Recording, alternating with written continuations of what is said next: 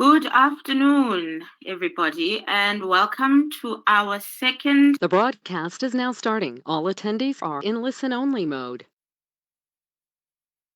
Right, let's start that again. Afternoon, everybody. My name is Kwezilomso, and welcome to session 2 of our 12-part series given to you or brought to you by the Call to Action Collective. Really thanking you for making the time. We're really thanking you for all of the feedback and the conversation that we've had over the last week. Last week, as you will know, we did an overview of the National Strategic Plan. This week, we will be doing a look at the 24 demands that were given to the President on the 1st of August in 2018 and tracking our road into the National Strategic Plan, what we call the NSP, and seeing what we lost, what we gained, and what are some of the insights from the journey. Please do join us on our Facebook platform for interaction. Please do continue to post your questions in the chat box on our GoToWebinar. We really do ask that we engage with each other respectfully, lovingly, and we can learn as much as possible from the session today. So just quickly, the Call to Action Collective is a group of organizations and individuals that work together in the fight against gender-based violence and femicide. What you'll see in many documents being referred to as GBVF, we're talking about gender-based violence and femicide. We have organized ourselves as this collective, and we are now hosting this 12-part series. We're in week 2, and the point of the series is really to say we have a national strategic plan, again, what we refer to as the NSP. We have one that was passed in April, and we want to get each other on board about what is contained in that plan. It's a 100+ page document. It's got a lot of technicalities in it, and we really want to move together in saying, what does the NSP say? Who does it give duties to? Who does it give obligations to? What are some of the pillars in the NSP? And how should we, as civil society in particular, engage the National Strategic Plan? How should we engage it? How should we place ourselves in it? And, most importantly, how do we participate in some of the arrangements that have been laid out by the NSP in terms of the NSP gives way to saying we need a law that governs how a council that will kind of hold the NSP together looks and feels and what it does. So what are some of our demands in who should sit on that council? The NSP also says we need a fund for GBVF, gender-based violence and femicide, that sits with the council. What do we want from this fund? How do we want it to look? How do we want it to service us? So part of this 12 weeks will be then about saying exactly what is contained in the NSP so that we can look at gaps, we can look at opportunities, and we can look at being real co-implementers of the parts in it that we believe in, and be able to engage it effectively to ensure its effective implementation. So we last week did an overview of the National Strategic Plan, the NSP. Today, we're doing from the 24 demands to the NSP, what have we lost and what have we gained. Over the next few weeks, we're going to be looking at the institutional and operational arrangements, so what needs to keep the NSP together. Week 4, we're going to look at the 7 pillars of the NSP. What are the priority areas? What does it give way for? So like a lot of what the content is. In week 5, we're going to look at a legislative framework, understanding the core components even of similar laws, so that once we craft the one for this NSP, we've learned from other spaces. Week 6, we'll look at how laws are passed in South Africa. Week 7, we'll look at the establishment of the National Council that I spoke about earlier. Week 8, what can we learn from other councils? Week 9, the GBV Fund. 10, what are some of the comparative models, different types of mechanisms, different types of ways of doing what it is that we are wanting to do. In week 11, what is the role of the fund and what is the role of the council? And then in week 12, we're really then going to go into saying, so what do we recommend for these various bodies? What are our recommendations? So today, we're going to be joined by one of my favorite people, Mandisa Khanyile, who is director at Rise Up Against Gender-Based Violence. She's also a former member of the National Steering Committee for the Total Shutdown, and she'll be doing topic 2 from the 24 demands to the NSP. A link of this presentation will be made available on all of our social media platforms, on WhatsApp, and in the follow-up email. This is something that we did for last week's presentation as well. Please look out for a poll within the GoTo platform, just to let us know if we're doing okay as we run this meeting today. And please do fill in the survey that will come into your inbox as a registered user about today's session. Again, so that we can keep growing, we can keep engaging. Again, just remember that you can also chat to us via our Facebook page at Call to Action. I know several activists hosting watch parties on Facebook. I don't even know what a watch party is anymore since I ran away from Facebook. But yeah, you will also see that the first message that Kay sent to all of us is how to stay in touch and keep up to date with the webinars and all of our work. So visiting us on our Facebook, on our WhatsApp, on our Twitter, all of those details are there. I think that is my long-ish speech. I again want to say, if we can treat each other with love, with respect. And before I give on to Mandisa, I just do want us to take a second or a few seconds to hold ourselves and to hold our families and to hold our loved ones through what is a very difficult winter in our country, in the world, with all of the various challenges we're facing, including global pandemic that is COVID-19, and how many of us are feeling these losses at very personal levels. So just to hold that we're moving from spaces of vulnerability and hurt and pain and fear, and to give a few seconds for us to honor that moment and to keep each other strong.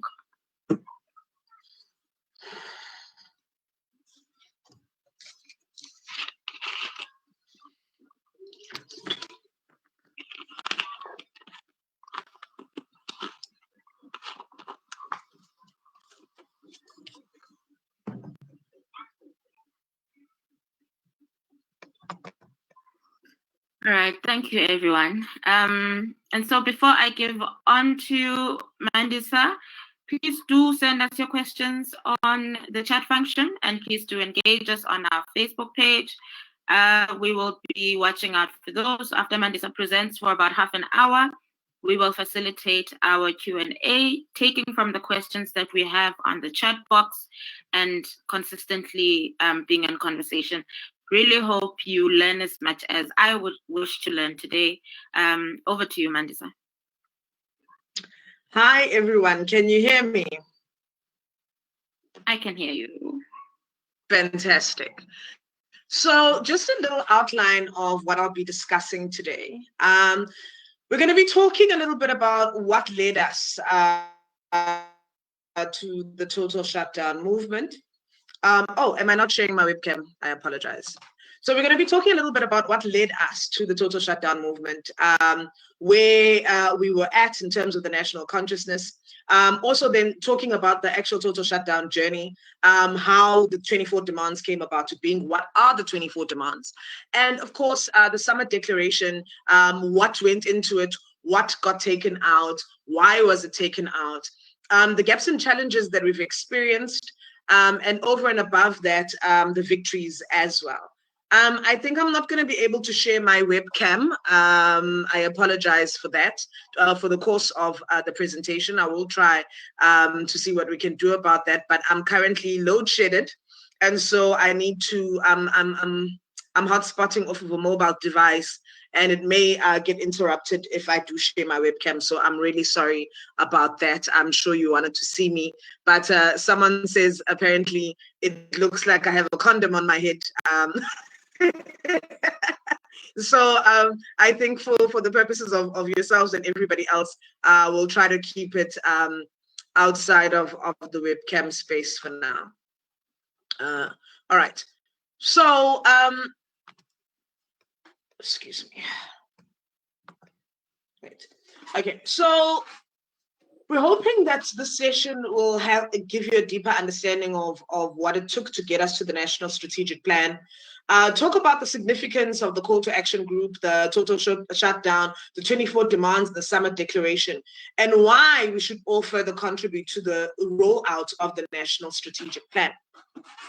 So in 2017, women around the world started to rally behind a particular hashtag, which was called Men Are Trash. Now, the Men Are Trash hashtag was very misunderstood. It created quite a lot of controversy. It polarized men against women, women against men, gender non-conforming people, the LGBTQIA community. Basically, some people were seeing it as an attack on masculinity and patriarchy, while some were just thinking that Black radical feminists have finally lost their minds. And so under this hashtag, you saw quite a lot of feminists, specifically in the sub-Saharan African context, that started to rally around the hashtag and started to kind of organize themselves in little ways. And you saw little movements, if I can call it that, cyber movements that came out of that. So the likes of We Believe Her and other things, where you saw people starting to really mobilize around creating awareness for gender-based violence and where we are at, specifically as a country in South Africa. I mean, we're all aware of the fact that South Africa has per 100,000, 250 recorded rapes. We know what happens in terms of children being murdered in South Africa more than in war-torn countries. We are aware of the fact that LGBTQIA persons are raped and murdered within the South African context, sexual harassment, all different types of violence. So we are in a really grave situation as a country here. And so roundabout early in the year in 2018, Lolo Saliso put up a post saying, you know what, she's fed up and she's sick and tired of all of this. And why don't we decide as a country, since there's 52% of us that are women, that we're going to shut down this country and show them that our lives actually have meaning. So a couple of us that had been rallying behind the Men Are Trash hashtag in particular decided, okay, let's join this call and let's see what we can do. And so we started to formalize ourselves a little bit and created a structure. And we said, okay, it's happening 1st of August, we're going to march. Now, what does that look like? So we said, okay, we need to mobilize women around the country. The original plan was that we're only going to have 3 march sites, and that's to the 3 points of power. So that's the executive, the judiciary, and the legislature. So we're going to go to Cape Town, we're going to go to the Free State, to the Supreme Court of Appeals, and we're obviously going to go to union buildings in Pretoria. Now, this kind of took a life of its own after this point, because women around the country are all saying, I want to mobilize in my area and I want to march too. We've got specific issues in the Garden Route. We've got specific issues in Northern KZN. We want to have a march too so we can address the problems that we have in our area. And so we started to have a Facebook page for the total shutdown. And we saw that actually helped. It exponentially grew, started off with just 5 or 6 of us. And within a week, we were sitting on 10,000, went to 20, went to 140,000 at some point before Facebook started deleting people. And so women started getting mobilized to join this fight. Every single weekend, we'd go around to different townships around the country, as you can see, and we would basically call and knock on women's doors to say, listen, this is why we're doing it. Please join us on the 1st of August. This is the rallying call behind all of this. We started messaging around Black and Red Wednesday, black symbolizing the mourning, and red for the blood that we've lost. women who have died to the scourge of femicide. And we started having collective discussions online, through media and other platforms, even starting the I Will March With You hashtag, so that each woman could actually say what is bringing them to the ground on the 1st of August. We talked about sexual harassment, rape, domestic violence, emotional abuse, everything. And to basically say that even if you may not have been touched by the most grotesque forms of GBV, almost every single woman in this country has experienced some form of gender-based violence, and we really should take a stand. And so what happened was that we then said, let's crowdsource the demands for the 1st of August from the women that we've been mobilizing. We started a Google Docs to say, what exactly do you want? What do you think are the solutions to this problem? Because we weren't just going to create awareness around gender-based violence. We felt that that job had been done. What we wanted to do was that we were going to chart a course that actually helps end the scourge in this country. I know it was really, really ambitious, but this is what we were thinking. In 365 days, there must be low-hanging fruit that we can be able to achieve to start the journey towards ending gender-based violence in the country. And so that is the beginning of where the 24 demands started to formulate themselves. So a team of Sibongile Ndashe and Onika Magwagwa and Brenda Madumisa came together and compiled all of these demands that women had put together and said, okay, there's best practice, there's some solutions here. Let's put this together succinctly into something that the entire country can rally behind and put it in words and language that we can all understand. And so the process of then drafting the 24 demands came. Why 24 demands? In 2018, it was 24 years since 1994 when democracy started. And so we were saying it had been 24 years where women of this country had not experienced freedom because of gender-based violence. We were left behind in the reconciliation conversations, and we were kind of left to our own devices. And here we are sitting 24 years later, still dying, still being assaulted, still being violated in different ways. And what can we do about it? So on the 1st of August, women marched. We had 36 march sites around South Africa in particular. We had other symbolic marches around the world. The likes of Lesotho marched with us, Botswana marched with us, Australia marched with us, Germany marched with us. We had a march in Kenya. There were a couple of South American countries that also marched with us to show solidarity to what we were going through as a country, but also to highlight the issues that they were experiencing in their own countries. So late in the evening, after lots of drama, the president finally accepted the memorandum. And our primary demand that we said we are not going to leave with on the 1st of August was a gender summit. And the reason why the gender summit was so important is because people have marched before, people have done this before. Maybe not at this level and at this scale, but it has been done before. And what government does is that they say, okay, we'll take your demands. And then you never really see an outcome. We wanted to have proper outcomes. We wanted to have accountability mechanisms put in place for these demands. We wanted deadlines, and we wanted some sort of entities that would be held accountable for holding these processes. And we said we could not do that without all of these parties coming together and actually committing themselves to this fight. So we said on the 1st of August, the one thing that we will not leave without is a commitment for a gender summit. And the plan was that it would happen within 30 days of the march. That obviously didn't take place, but then we did have the gender summit on the 1st and 2nd of November. Now, what are these 24 demands? I mean, if you think about the political climate of South Africa at the particular time, we had seen perpetrators of gender-based violence still maintain office. I mean, the likes of Mduduzi Manana had to resign on his own accord after being found guilty of gender-based violence incidences. You saw councillors raping and still being allowed to continue in office. So we thought that it was important that over and above the demand of the Gender Summit, that we also have a commitment to never appoint any individual who's been implicated in a GBV offense, so that we can see that the state is actually taking what we are going through as women and gender non-conforming people of this country seriously.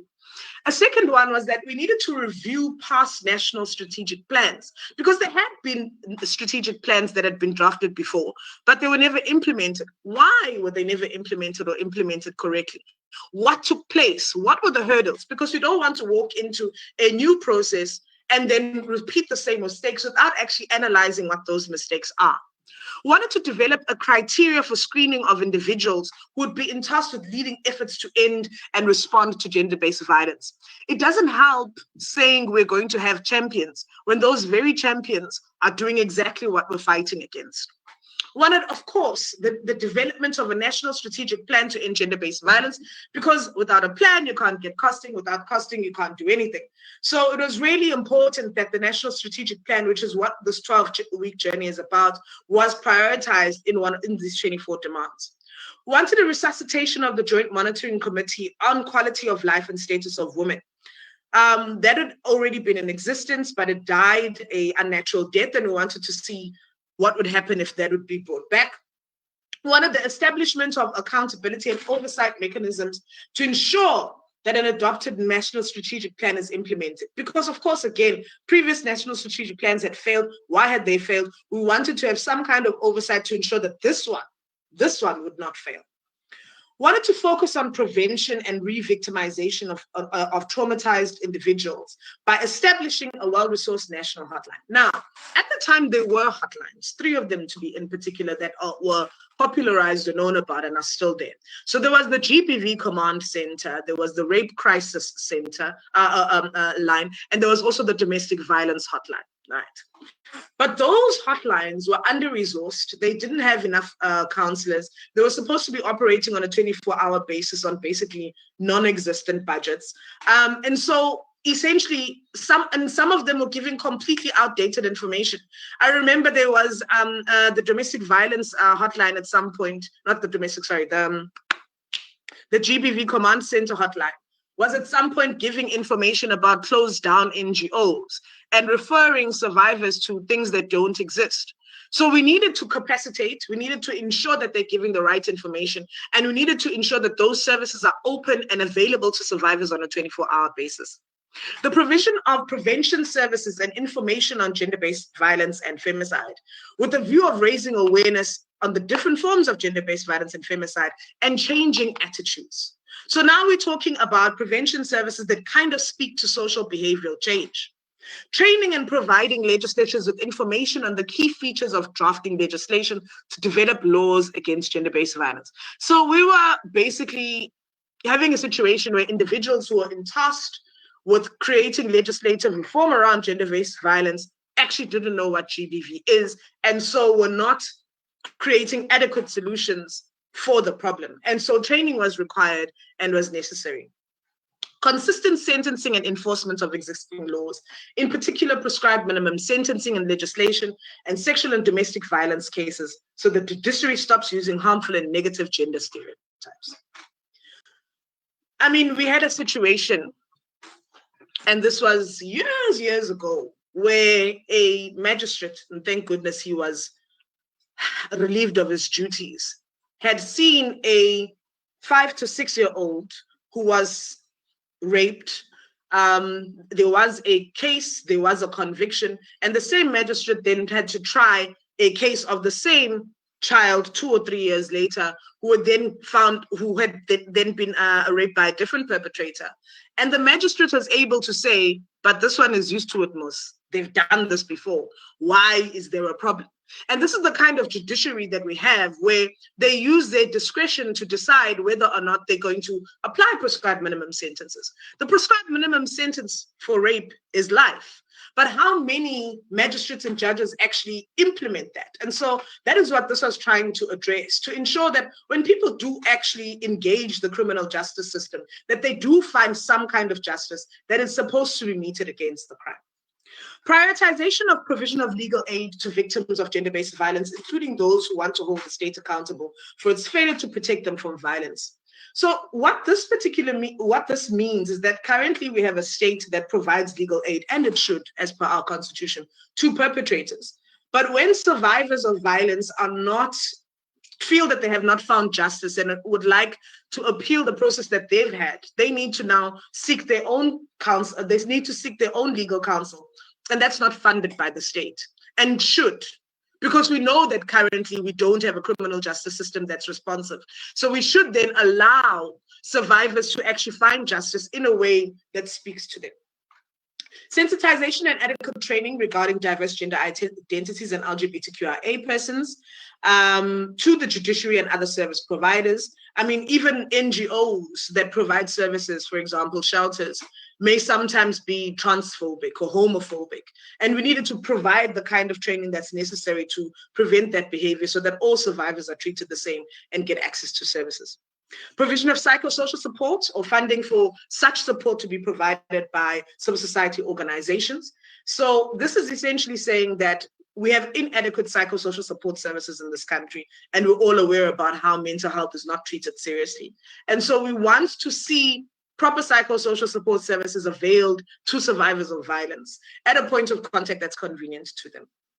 A commitment to beginning a process to develop a comprehensive law on addressing gender-based violence and femicide that includes engaging the South African Law Reform Commission to begin the consultation processes. So currently we have different pieces of legislation sitting everywhere, right? But not one comprehensive law that addresses gender-based violence. So you have to dabble in the Domestic Violence Act today it's an assault GBH, etc. So we need to be able to address gender-based violence in a holistic way and have a law that actually speaks to all the different forms of violence and how they should be addressed in a legal framework. Recognition of intersecting forms of oppression that heightens women's vulnerability to gender-based violence, and that these factors need to be taken into an account during investigation, prosecution, and sentencing. So I'm sure we're all aware that currently, if you kill your perpetrator, you still serve your life sentence like any other person who's a murderer. And it's not really taken into cognizance the experiences that you went through. Of course, obviously, if it's a self-defense case, it's a completely different thing. But what we're saying is that essentially you will find that it's not fair, the kind of sentencing that is issued upon persons that have taken the route of killing their perpetrators or harming their perpetrators, even though there's clear evidence that there's some kind of violence that has been taking place. So we wanted to see that this gets considered in sentencing in future. Existing Tutuzela care centers and resources being developed and vacant posts filled. So at the time, Tutuzela care centers were in extreme dire straits. Some were closing down due to lack of resources, no access to rape kits, not having proper psychosocial support services, etc. And we needed those resourced. Demand 17, an introduction of an automated registry for protection orders. I'm going to speak about this a lot more towards the end, so I'm going to end that there. Provision of gender-inclusive shelters and interim housing for women to escape abusive relationships. As we know, shelters remain underfunded and resources need to be allocated to that. But over and above that, shelters need to be inclusive when it comes to accepting LGBTQIA persons into their spaces. Registration of GBVAL cases in hospitals and provision of information to support services. So I'll use Spongile's words. She uses the CSI model to describe this particular demand, where you need to actually have a situation where if you walk into a clinic or a hospital and you are constantly having a broken leg and it's unexplained and you keep giving dodgy stories, there needs to be some kind of escalation procedure that notifies SAPS that there's a problem here, even though you might not necessarily be ready to open, but a J88 needs to be done. You need to follow some kind of process so that there's some kind of documentation of what's been taking place. And if it is domestic violence, then it needs to be investigated further. Publication of a monthly list of police stations and police officers who have been reported to IPID for failing to provide services to survivors of gender-based violence. I think that's quite self-explanatory. We're trying to end the indaba zabantu abayithu ayiphelwa situation because essentially police have been turning away survivors of gender-based violence and they feel like they don't have recourse. So they need to be publicized, and basically a naming and shaming situation. Adoption of a policy to make prosecutor-led investigations of GBVAL cases compulsory. So we want a situation where when a survivor's case goes through to court, that the first encounter with the prosecutor isn't on the day that the survivor is actually meant to be in court, which is current. Because hello? Am I still here? Hello? Yes, Yes, we you can are. still hear Sorry. you. Okay, cool. Sorry. Yeah, there was an interruption there. Okay, I think I'm done with prosecutor-led investigations. Publication of a national schedule on GBVAR, gender diversity training. That's self-explanatory. A sustained media campaign, 365-day campaign by departments led by GCIS.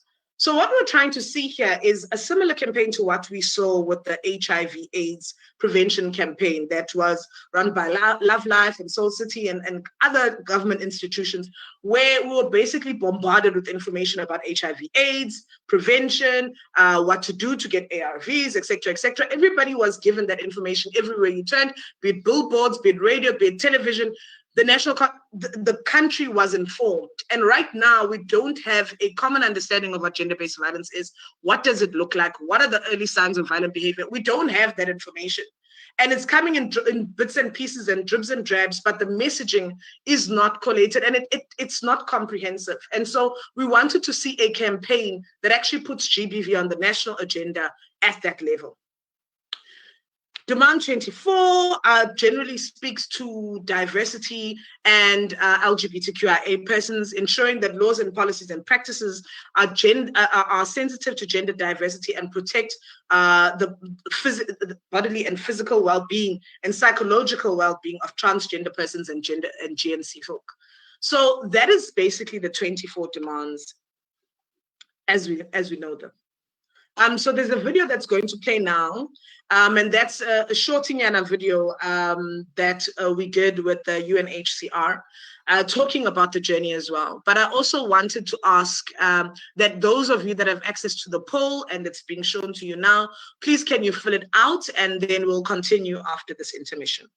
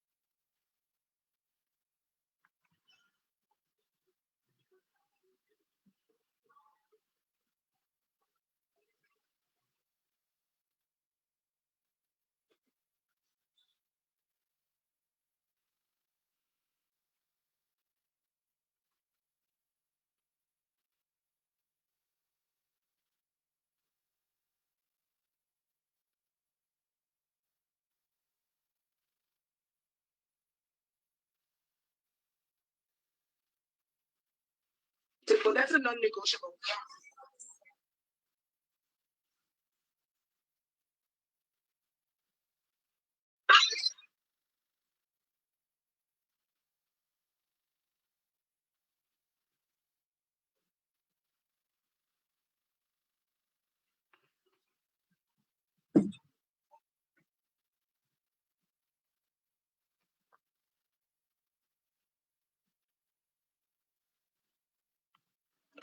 I apologize. Apparently, none of you were able to hear the audio of the video.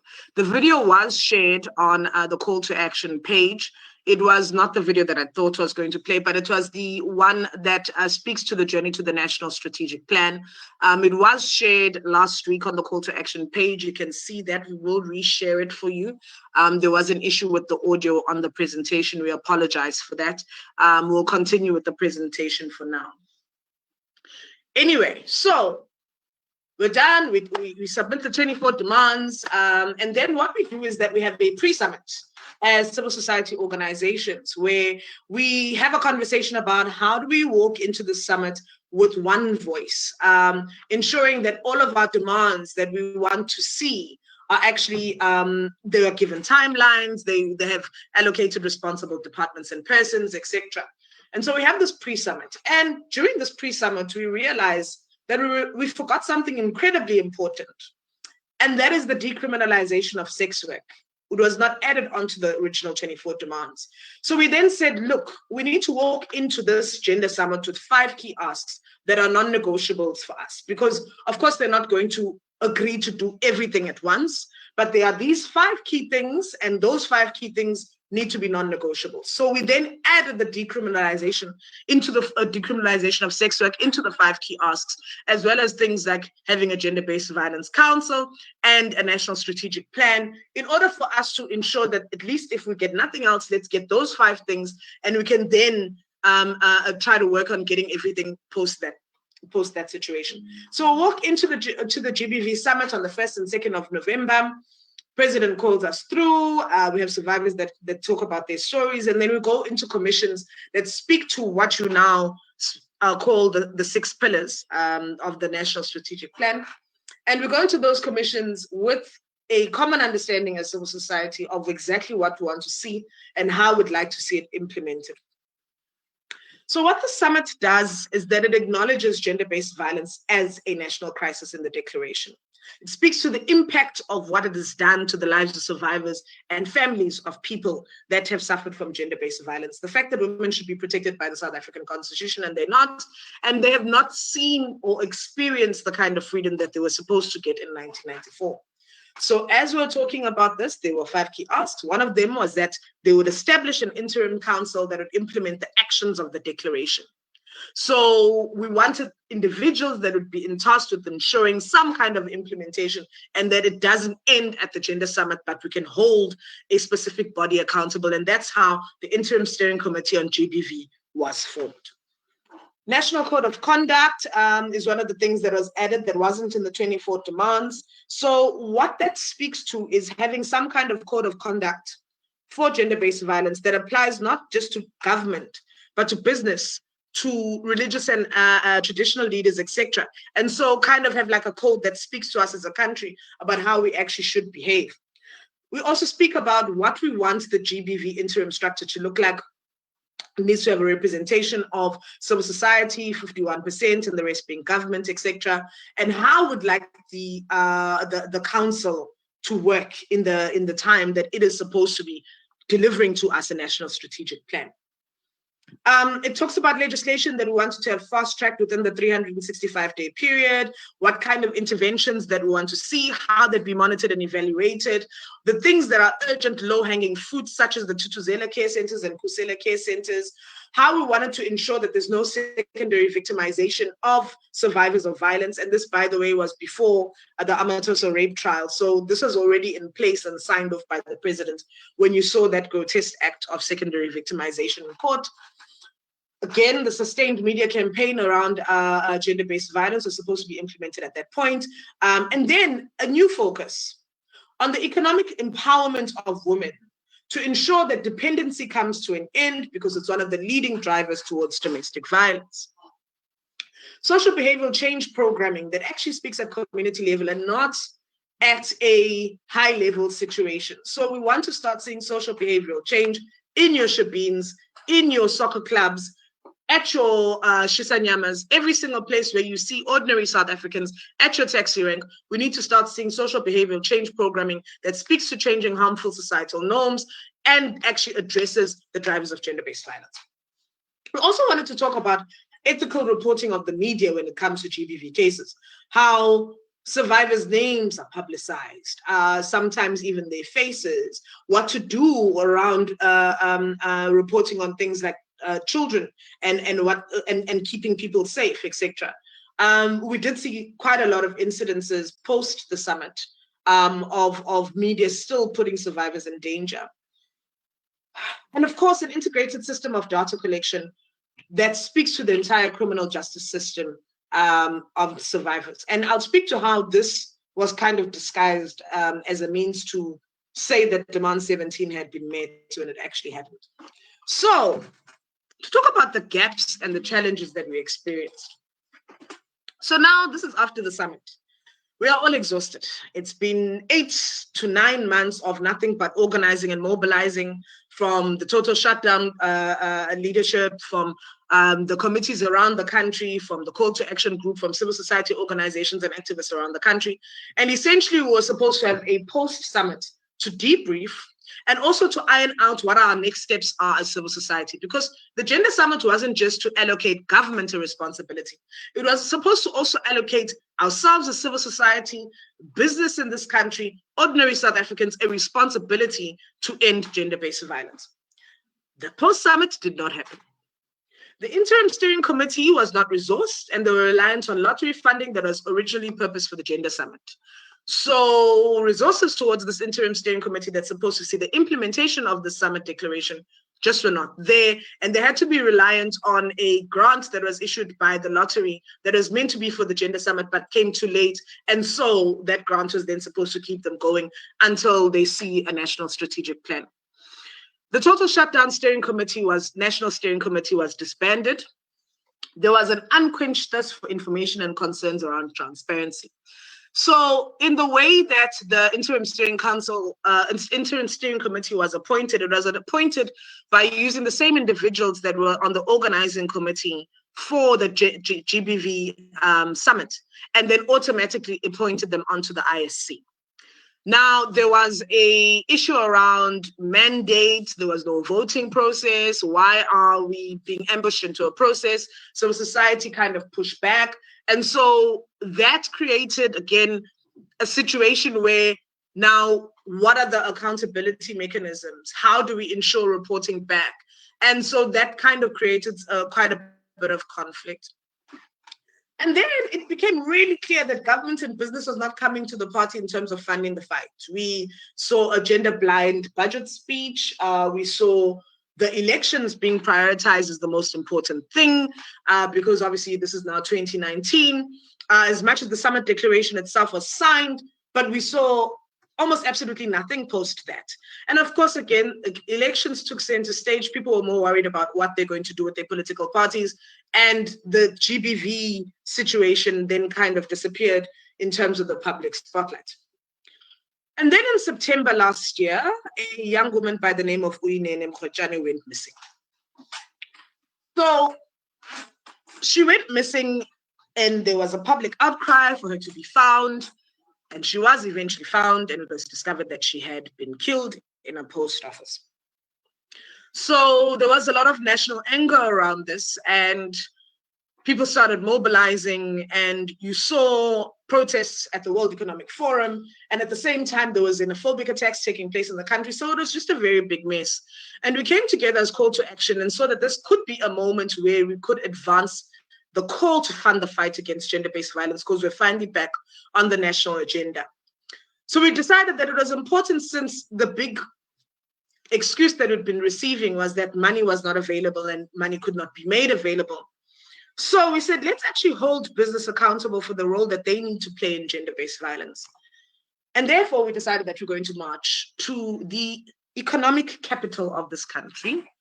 And we were going to go to SANDTON and march to the Johannesburg Stock Exchange to ask them for a 2% levy on all declared profits of listed entities on the stock exchange to contribute towards the yet to be established GBV fund. Now, this was seen as a bit of a controversial move, one, because we asked women to come to march at 3 o'clock in the morning. But over and above that, why are we approaching business? What does business have to do with this? We went last year to the government. Can't they give us what we want? We are misdirected. You don't see businesses being the ones to beat their wives. Why are we involving business in issues of two people? So this is the kind of feedback that we were getting. We mobilized, and we got women to come through at 3 a.m. in the morning, and we had a 12-hour sit-in that culminated in semi-march and a shutdown of the SANDTON CBD. Our memorandum was received. The JSE CEO came through, flew in just specifically to receive it, and we formed a task team that would be liaising with the JSE and MUSA in attaining those demands. These demands over and above the levy, we're talking about things like unfair labor practices and how those can sometimes be gendered, into the gender wage gap, harsher punishment for sexual harassment cases. And of course, one of the main reasons why we marched at 3 a.m. in the morning is to highlight the fact that there is a lack of safe transportation but for vulnerable workers, and that actually does lead to gender-based violence instances. Within days of the protest and also the World Economic Forum protest, we saw an announcement of the second ever joint sitting and an announcement of the emergency action plan on gender-based violence and femicide. Now, what are the gaps here? The deadlines of all 24 demands were never met. There was an allocated time for each of those 24 demands. They were supposed to, by the 1st of August, 2019, all 24 of those demands needed to have been met, and none of those deadlines were actually met on time. We still don't see consistent sentencing in GBV cases as per demand 10. There's currently no provision of state-funded legal aid for survivors as per demand 11. Demand 17 was completely ignored in both the Summit Declaration and the National Strategic Plan. That is the automated registry for protection orders. So it was hidden in the National Strategic Plan. I think it's pillar 6.10, if I'm not mistaken. They talk about some kind of system that speaks to one another and departments that talks around GBV. But I mean, protection orders are confidential information, so that should be on an SAPS database that speaks to itself nationally. Now, this is something simple that can be done by an IT company, that can be given a tender, that could be done within a few weeks. It makes absolutely no sense to me why it has not been done. I don't understand what level of political will is required, and I just think that this is one of the biggest failures collectively, that we could have missed this, and it's slipping through the cracks, and I think it's really, really important. Demand 20 also remains elusive. We are not naming and shaming delinquent officers. Still, in COVID-19 lockdown, level 5, I personally was evacuating survivors of violence, and I was told by a police officer, "Hi, Mos, why are you doing this? You don't need to be escorted. The survivor's only beating up the perpetrator's only beating up the survivor, and you should be fine." I mean, these are the kind of attitudes that you see from SAPS, and it's not really being addressed. Yes, you saw some kind of training taking place, but that was to new recruits and to some other members, but you are still finding survivors being turned away at police stations, and we are still seeing this as an issue, and it's not being addressed adequately. So the naming and shaming of delinquent police officers needs to be done. In December 2019, a 365-day campaign against gender-based violence and femicide was launched by the Department of Women. I remember First for Women was brought on board, went to a beautiful presentation where survivors' faces were put on lights in buildings in SANDTON, etc., and projected. And it subsequently died the very next day. It started with a huge bang, but we're really not seeing it. I mean, there's many campaigns that a business is doing on the side, and you see broadcasters starting their own thing, but it's not synced, it's not speaking to one thing. It's meeting after meetings discussing this, but we're not really seeing proper implementation of the 365-day campaign. I discussed the issue around the decriminalization of sex work and the fact that it was only added at the pre-summit and not added into the 24 demands. There is a deadline that has been put in the NSP, but honestly, at this point, I really think that there's a political will issue, because this has been an issue that has been outstanding for a very long time, and we need to start seeing some kind of expediting of this particular demand.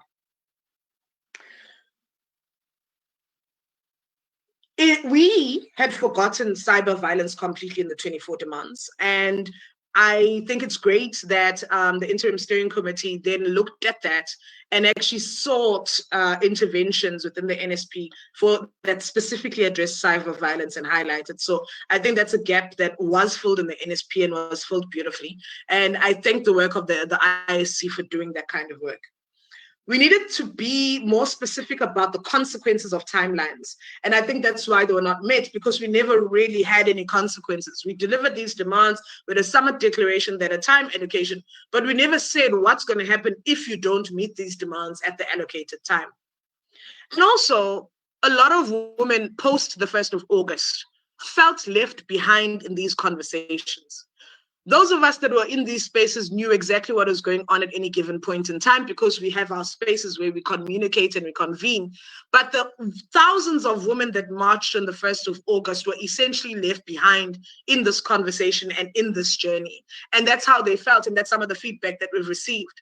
And I think that this 12-week journey that we're on now is so important because it is trying to include every single person so that we're all on the same page and we understand what the challenges are and what we are supposed to be doing as individuals, as organizations, as government, as business.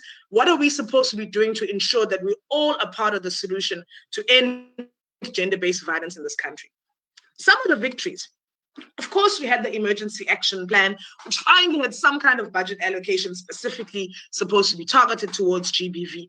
Just a note, most, if not all of that money was allocated towards government interventions for gender-based violence that were asked. I know that there was a confusion as to thinking that this 1.6 billion went to the civil society organizations that marched at the total shutdown and also for the SANDTON shutdown. This was not the case. Most of that money went towards interventions for government. So we finally saw resources allocated towards ensuring that there were rape kits at victim empowerment centers and at Tutuzeda care centers, which was brilliant.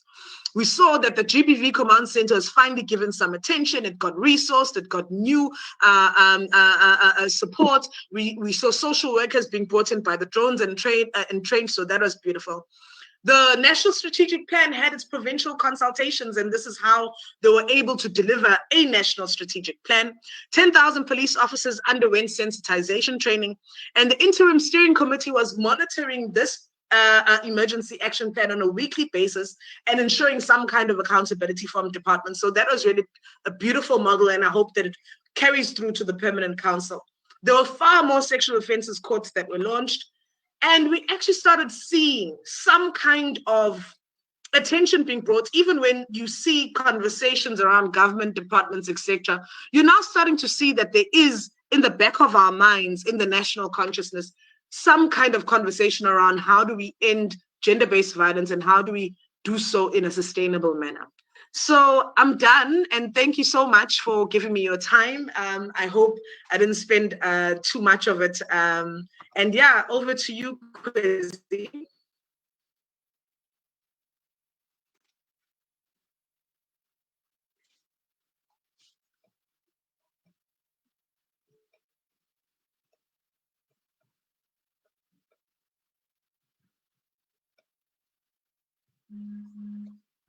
Right. I don't know if people can see me because the poll has popped up on my screen. But thank you so much, Mandisa, for that presentation. I think some of the overwhelming response to the presentation itself is that your energy is on point and people are really loving how you are engaging us. There's a couple of questions that I want to pose to you that that have been sent to us. I guess the first one is I'm just curious and would like to know, though, why full decrim of sex work is being requested when the South African Law Reform Commission, after lengthy consultation, recommended in their report, 1, full criminalization, and 2, partial decrim. So that's the first question. The second is, sorry, I'm just finding it. The second one is about who is in the interim steering committee. And the third is, how do we go about fast tracking the 25th demand? Is it possible that we can write as a collective to the Minister of Justice on every department that needs work on the legislative reform on sex work? So, Mandisa, I'm going to give you a chance to reflect a bit on those.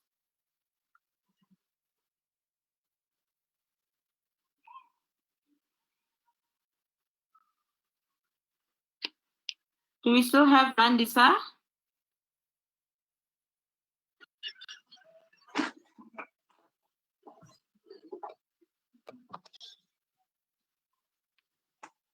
Okay, so maybe I can try and answer a couple of them as a member of the collective as well.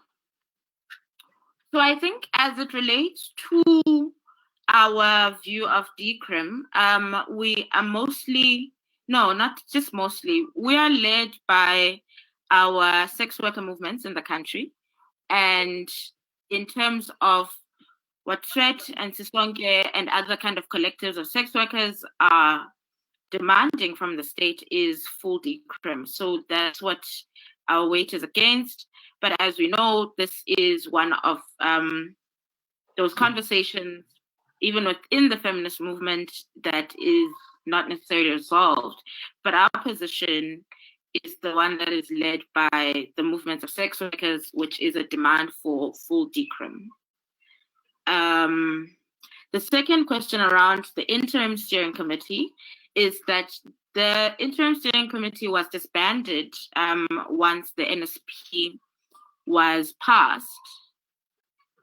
Oh my, can you guys hear or see me? I'm getting a message that says I'm being lost. Someone? We can hear you. Something. Thank you very much. Is there somewhere I should revert back to where you lost me? Or you wouldn't know because you lost me? Yeah, start from the beginning. All right. So as it relates to our position on decrim, the position is one that is informed by our sex worker movement, SWET, Sisonke, and other names that have now left me, and my colleagues and comrades and sisters will forgive me for this. And their recommendation has always been a full decriminalization. I do think part of what we can do is organize another discussion just around what it is that we want as it relates to sex work. But I'm also fully supportive of full decrim because a lot of the evidence shows us that that's what works. In a country such as ours specifically. Hi, Kwezi. Yebo. I've lost you, Kwezi. I wonder what's happening. Because I can hear you now. Audio. Can you hear me now? Okay. Yes. In terms of the interim steering committee, I wish there were more videos on. I feel so like speaking into the ether. In terms of the interim steering committee, thanks, Mandisa. The interim steering committee was disbanded when the NSP was adopted. So we don't have one at the moment. This is one of the gaps in terms of how government can kind of report back into civil society, especially as it relates to the emergency action plan and as it relates to how the NSP is being implemented and will be implemented. But there are several processes in place where they've invited civil society to volunteer and to participate. And that's something we're following up on as the Call to Action Collective to try and make sure as much as possible that there is representation. But part of why as well we're doing this 12-week series is to get, as I've said, as many of us as possible up to speed with what the NSP says, so that once the time comes for the appointment of the final council, we do that with a bit more finesse in terms of what the terms of reference are, who we want there, what the process should be of appointment, etc. I'm going to ask Diane and Nosipo, who I think are on the call. I'm sorry, guys, I can't see the attendees, to also weigh in on the work, on the question around sex work. What was the last question?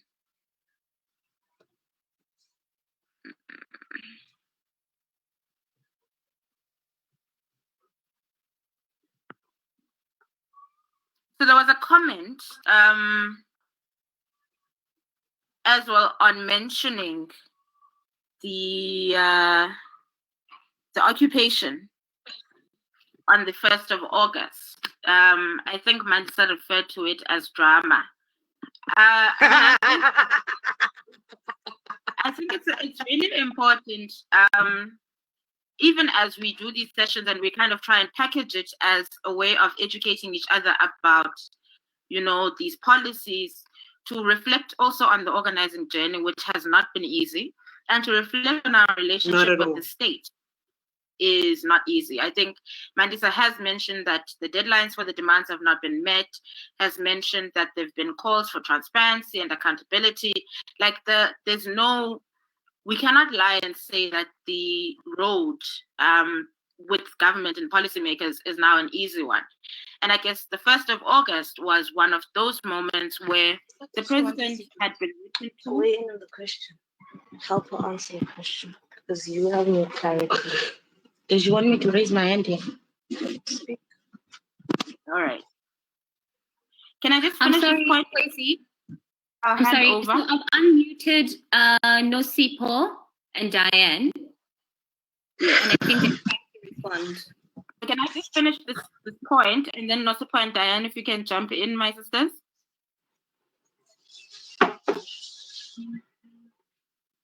You were talking, around about our difficult relationship that we've been engaged, the difficult relationship we've had with government. Absolutely. And one of those moments was that on the 1st of August, the president was written to. Prior to that the president's office had agreed that the president would come and receive the memorandum. And when we marched to the union buildings, he was not there and had instead sent someone else. So Naledi Pando, yes, sorry. So a group of women occupied the union buildings and stayed there until quite late at night. I don't remember up until what time. We were harassed. We were threatened with violence. We were sworn at by members of the South African Police Service. But eventually, the president did show up, I think at about 11 p.m. To receive the memorandum. So, the story of him getting the memorandum and being on board is not as smooth as we sometimes tell it. We had to force him to come down to the union buildings to come and fetch that document. And that is an experience that does actually need to be spoken of a bit more and does need to be honored. I don't think that as the people who occupied, we understand that to be the only way in which we got the president to come. But I do think it was an important moment in saying, we're not going to have agreed on giving you something and then you don't come and we just give it to a proxy. There's an importance that is attached.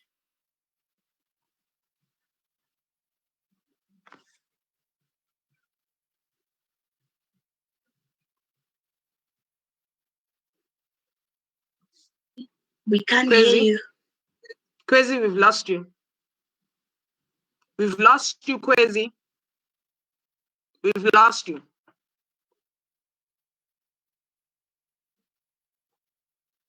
So there's a question around what is the steering committee's role as Kwezi gets her audio back? Apologies to the audience. Okay, so the interim steering committee was formulated to implement the summit declaration, and their most primary mandate was to deliver a national strategic plan, which they did deliver. They were also supposed to assist in setting up guidelines for setting up a GBV council and a GBV fund. So some of that work is partially complete. And what happened was that interministerial committee was then formed when they were disbanded that's supposed to be carrying this process, but it has absolutely zero civil society representation. And so we are grieved by that, and we as a collective, and we've been opening channels with government and departments to try and rectify that in particular. Sibongile Ndashe has spoken about it on many platforms, and we have released statements about it as the collective. But we are hoping that they're going to rectify the situation and that we do not see a rush before frameworks are properly put in place when it comes to the implementation of the National Strategic Plan. And over and above the implementation of the National Strategic Plan, setting up a GBV Council in a slapdash way. Because we worked really hard for this. We fought really hard. There were blood, sweat, and tears put in over the past 2 years, and we'd really hate to see this process end up being undermined or fall by the wayside as previous processes have been. So I'm going to pause there. I don't see other questions. I think Nosipho can come in now and speak directly to issues that speak to the decriminalization of sex work. Nosipho, you have the floor. Hi. I think for us as the sex worker movement, this is including Sisonke and Asijiki, the coalition, which most people in the room would be part of. Is assistance really to just really knock on the right doors, because we've been knocking at all the doors of parliament and ministries to ask for this legislative reform. Again, this year we saw the president presenting the NSP, and in it, he does put in legislative reform as a need to be fast-tracked bill within parliament, but there is no real consultation with us. So when they presented this, it looked good on the television, it looked good on the news, but nobody knocked on our doors. Instead, the only person who's actually really made attempt to talk to us is the Deputy Minister of Women, which is Bahopane Zulu. And she's asking for a meeting, but we do not know how to go about with this, because every time we go there, we meet with them, they do the promises, but then they get back to us and say that it's Department of Justice that is holding the report and holding the recommendations that had come out of the Sex Worker Summit in Parliament in 2018.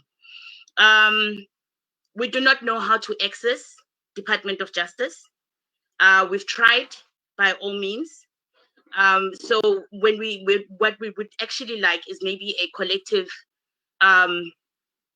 stand up, even an action or a written letter to the Department of Justice itself to say that release this bill now with the recommendations that it has, or with the submissions that were done in Parliament.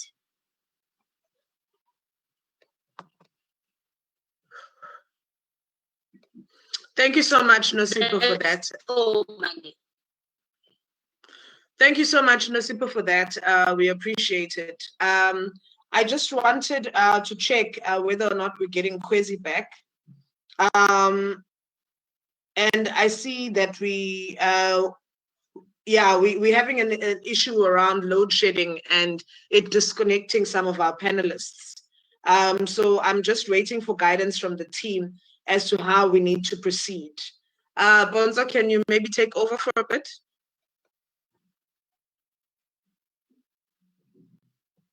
Here's another question for you, Mandisa, as we try to get Kwezi on the line again.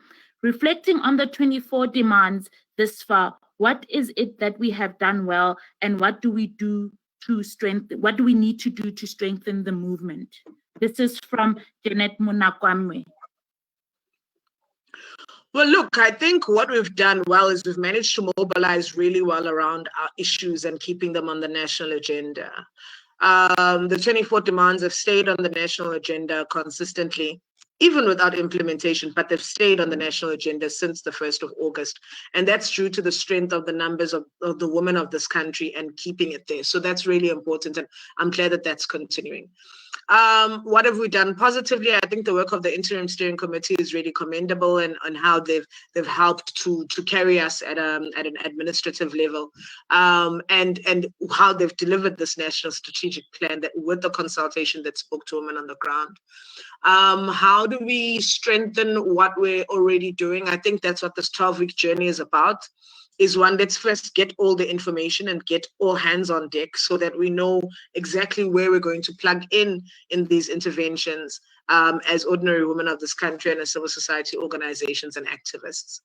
I think we went through exactly which demands have been not met per se, but partially met or met in some way, and which ones were not. So I don't think I'm going to repeat myself on that one. I'm really, again, concerned about demand 17 and also demand 18.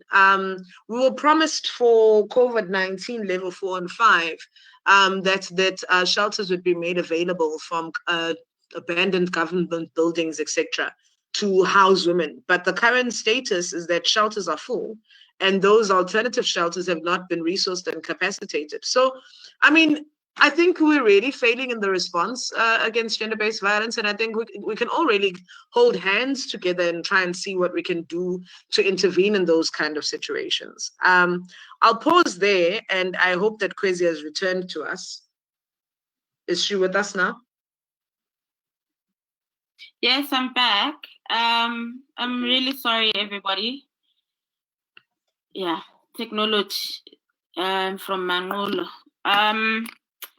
So I think at this point, we need to give our sister Diane an opportunity to speak. I'm being alerted that she hasn't had a moment to talk as we had asked in terms of the question around sex work. So Diane, if you're ready, my darling, please could you jump in? Hi, Kwezi. Hi, ladies. Thank you so much. Hi, thanks for a great presentation. I'm really enjoying it and learning a lot. So thank you so much for all the time and effort that has gone into putting this together. Very much appreciated. Yeah, I just wanted to, as my question said, but I think you did answer it, Kwezi, was just wondering why the demand 25 is going along the lines of full decriminalization when the SA Law Reform Commission in their report recommend either the status quo, which is the current policy model of full criminalization, or alternatively the equality model or partial criminalization. So yeah, that was just really, I just wanted to clarify why it wasn't in line with the SA Law Reform Commission's recommendations. But I think you've answered that. Thank you. All right, thank you so very much. I'm not sure if Nosipo did speak, because that's when I was cut off. Maybe to give some clarity. Kwezi, I'm gonna say this again. Maybe Diane did not get the response. In 2018, the Multi-Party Women's Caucus called a summit on sex work and legislation, right? More than 100 submissions were done by organizations, academics, researchers, asking for a chance to speak and give evidence on why decriminalization would work with our constitution and why the SALEC report is not necessarily recommending anything that is humane and based on our constitution. More than 50% of those submissions were from sex workers, were from researchers, came from public health perspectives, came from human rights approach researchers and perspectives. And all of these asked for full decriminalization of sex work. We do also know that the report itself was problematic in the fact that although consultation was done with sex workers, they chose which argument they were going to pick. So we know, for instance, that they consulted Sisonke, right? And Sweat and other sex workers on the ground. And all of these sex workers we know asked for full decriminalization of sex work. But because the ministry and the people that were working on the report were biased and wanted to attach a moralistic view on the report, they chose sex workers that were coming from the anti-sex work movement as those to highlight in the report. So in 2018, when we went to Parliament, we again said, here we are sex workers, we are sex work researchers, we are academics that have actually looked at this legislation, and we're asking for full decriminalization of sex work, so the report is not working. It was then sent by the Multi-Party Women's Caucus and Cabinet back into the ministry so that they can attach these submissions that were done within the summit, meaning that that report should be, in fact, invalidated.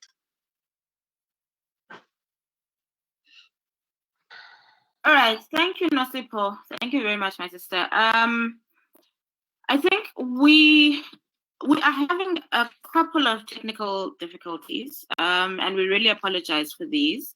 But I am going to try and do a kind of summary and see what some of the questions that are coming in, and see if we can deal with those. Just so, yeah, so that we are all, well, so clearly I'm not on the, I'm not great at the multitasking. Sorry, guys. Right. So, in terms of whether or not there's a question that says, is the process planned for the next group of civil society reps to be appointed and elected? So, as we had said, what we are using this process for is to inform ourselves and engage each other about the NSP. Once that is complete, we'll then engage with the who and how they should be showing up in the permanent council, etc. So we will do that set of recommendations once we feel like we are on the same page as it relates to what the NSP says, and then walk into a process that says, how can civil society most democratically set out a terms of reference for itself and nominate for itself who should sit on that council, and as it relates to who, government, should appoint. I think also some of these questions we will be dealing with in our session next week, which will be exactly about the institutional arrangements of the NSP. So that's my first plug for you to please join us, because then we're looking at what is contained in the NSP as it relates to what the arrangement should be institutionally, i.e. the setting up of the council, and how can we best inform this. There's another question around how to join the call to action collective and movement, where, as a parallel process, we are also trying to finalize our strategy, and we are trying to finalize kind of our formal recruitment mechanisms. So what you can do for now is to please follow us on the platforms and be updated on the email list. A lot of those details have been put up on the chat box on this GoToWebinar. And then once those details and the criteria, etc., are finalized, we will share them with you. But please do follow the work. And when, parts of the work that relate to you, you can contact us if, for example, you want us to do one of these as a smaller discussion in terms of your particular constituency. We're open to expanding in those ways. But as it relates to kind of formal membership, etc., please just follow us on our pages and in the email, and you'll get all of that information in due time. Next question. What are the next steps regarding the NSP and learning from the gaps? Well, this is why we're doing webinars, because we want to come out with some of the recommendations.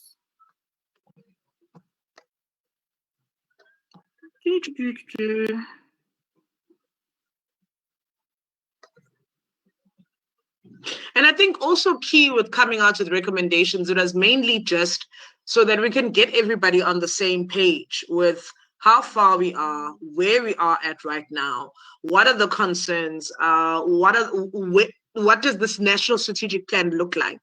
Put it in simplified language for people to understand it and own it, because it is our NSP as women of this country, and we need to know what it means and what it means in a practical sense, so that we can hold the state accountable and civil society accountable when it comes to the implementation of this national strategic plan. And you can't do that without information. So I think that we need to highlight that that's what this 12-week journey is about, is so that we can all be on the same page. Thank you as well, Mandisa. I think one of the things that we will commit to doing is to collating some of the more specific questions that I may be missing, because I'm trying to do a couple of things at once. And in our follow-up communications, we will be a bit more clearer, and we will write to you and speak to you and engage you on these questions. So I do think now would be a good time for us to do a wrap-up and maybe some information around the next session. So, I'd like to thank Mandisa again for a really energized and insightful presentation. I think it does give us a couple of things to mull over and to think about.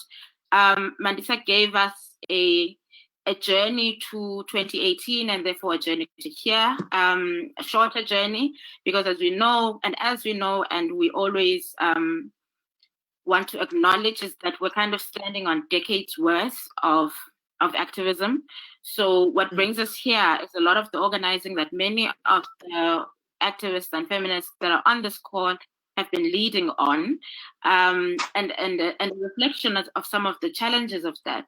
I think an important reflection, even as we were looking at, some of the kind of disbanding of some of the committees, the fact that we have reflected that we have not necessarily taken all of the women that we marched with along, speaks to bigger problems and bigger challenges that we generally face in our organizing.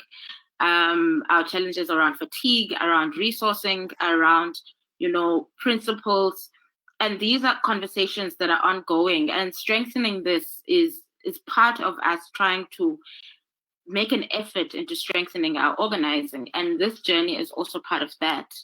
Mandisa spoke to us about a summary of the 24 demands. I think it's also important that you reflected on some of the things that we left out in the 24 demands. I think there are more things that can always be added. But, what was really important for me in that moment is that a decision was made and we went ahead, but that we are reflective and we do see blind spots. And we, not always, but we do see blind spots where they are, and we try and we self-correct as a movement in general, or as movements and as collectives in general. So I think that's an important part of the story, that sometimes we forget or we leave things out, or things are not in our line of vision, and then those get put in, because this is a journey. She spoke to us a little bit about the pre-summit and the summit. She didn't talk to us about our issues at the pre-summit, where some people were accused of chasing other people away. It was really great, Mandisa, that you gave us some of the examples, in real life that give rise to some of these demands. And of course, the moment of the SANDTON shutdown, and how that was about saying we need business to put their money where their mouths are.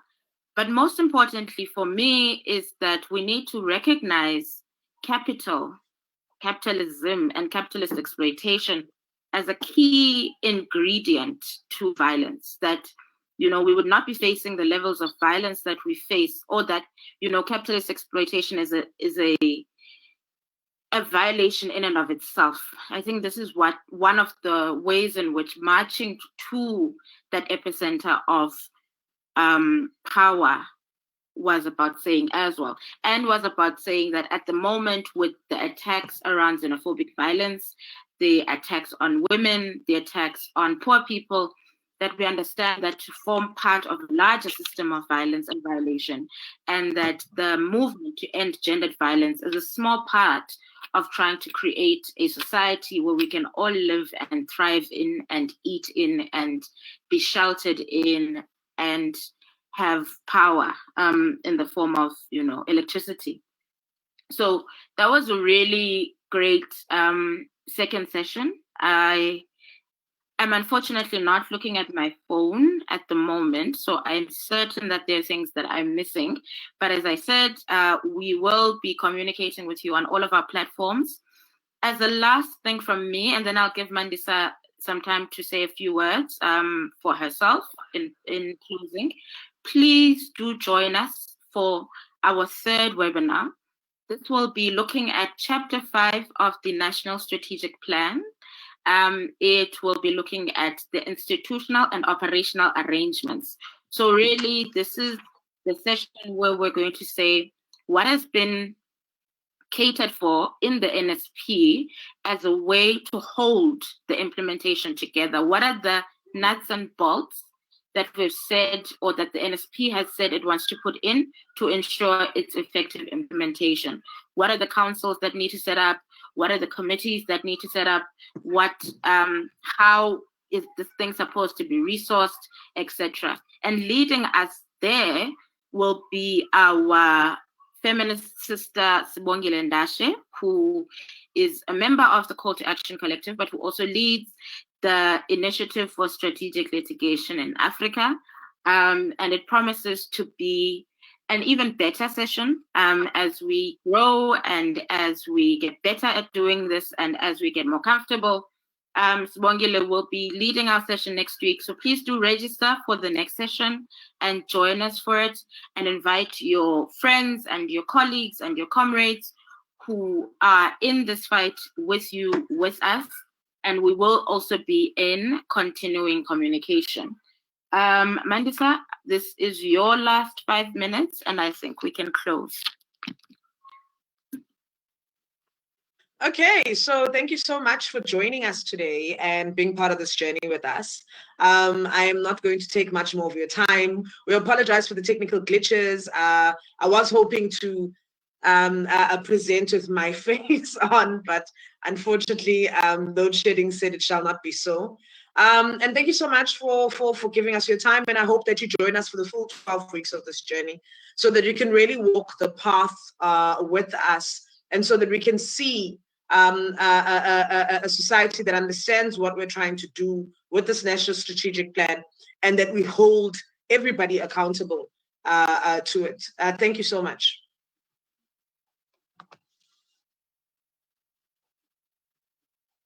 Thank you, everyone. Have a lovely afternoon and a lovely week, and speak to you all next week.